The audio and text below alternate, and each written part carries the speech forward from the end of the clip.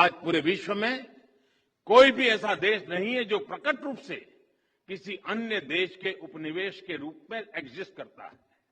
लेकिन इसका मतलब यह नहीं है कि उपनिवेशवादी मानसिकता, कॉलोनियल माइंडसेट समाप्त हो गया है। हम देख रहे हैं कि हम मानसिकता अनेक विकृतियों को जन्म दे रही है।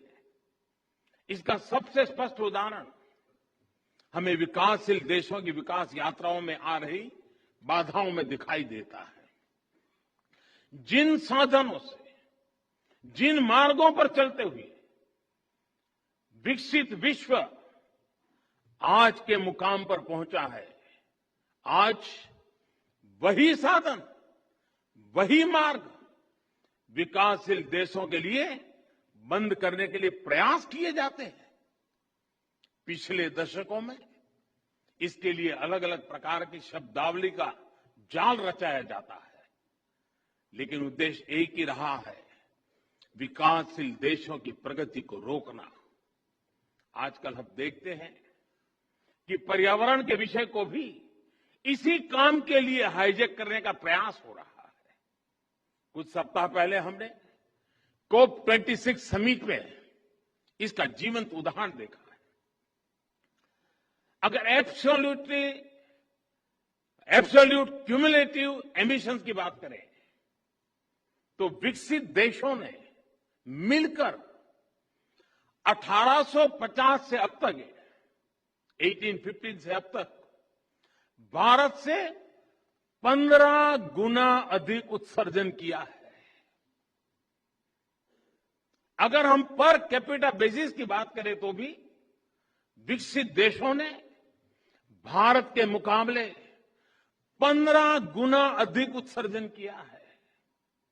अमेरिका और यूरोपीय संघ ने मिलकर भारत की तुलना में 11 गुना अधिक एब्सोल्यूट क्यूमुलेटिव एमिशन किया है।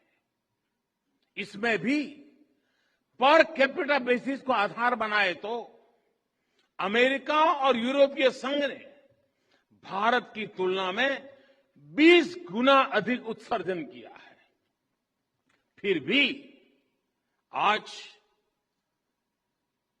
और हमें गर्व है, भारत जिसकी सभ्यता और संस्कृति में ही प्रकृति के साथ जीने की प्रवृत्ति है, जहां पत्थरों में, पेड़ों में, प्रकृति के कण कण में, जहां पौधे में भी परमात्मा देखा जाता है, उसका स्वरूप देखा जाता है, जहां धरती को मां के रूप में पूजा जाता है, उस भारत को पर्यावरण संरक्षण के उपदेश सुनाए जाते हैं।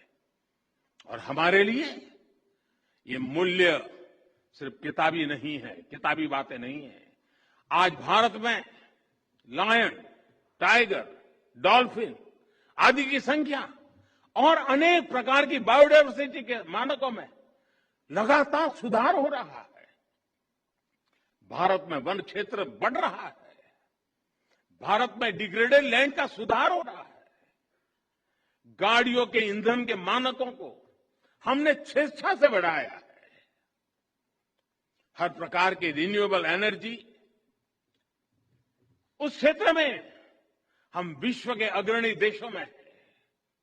और पेरिस समझौते के लक्ष्यों को समय से पहले प्राप्त करने की ओर अग्रसर अगर कोई है तो एकमात्र हिंदुस्तान है। G20 देशों के समूह में अच्छे से अच्छा काम करने वाला कोई देश है, दुनिया ने माना है, वो हिंदुस्तान है।